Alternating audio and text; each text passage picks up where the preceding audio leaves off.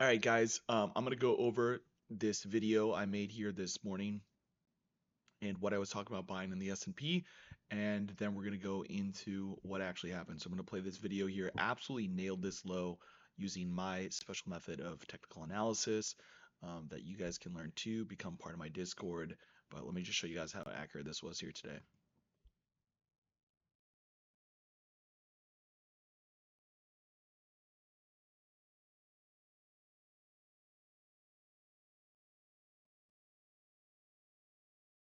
All right, 64.59, just to highlight that part of the video. Let's take a look at what happened here today. Now, once again, that was recorded this morning before I started trading, and then we came down really shortly after that video. That video was like right around 10:30.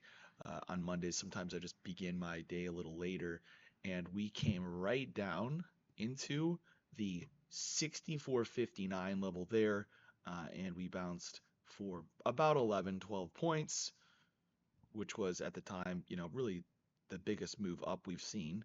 And then we came down it one more time. Now, when we came down it here, we made a new low in the S&P and no new low in the NQ.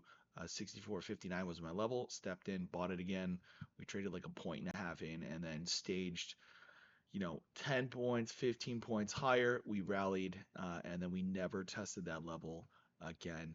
And then using basically Fibonacci analysis combined with some other technical indicators that I have every single morning. I'm creating a trade plan, giving you guys opportunities, showing you guys what to look for in the market. And the market is really about being patient. Like you're just setting a limit order. It's not really that exciting, and you're waiting for us to trade. It's not always this fast, high octane look for every miniature move. It's about waiting for these bigger levels that are known and having a high win rate. So if you guys like this content, like knowing these levels, make sure you're watching my videos, subscribe to my YouTube channel, and jump in my Discord.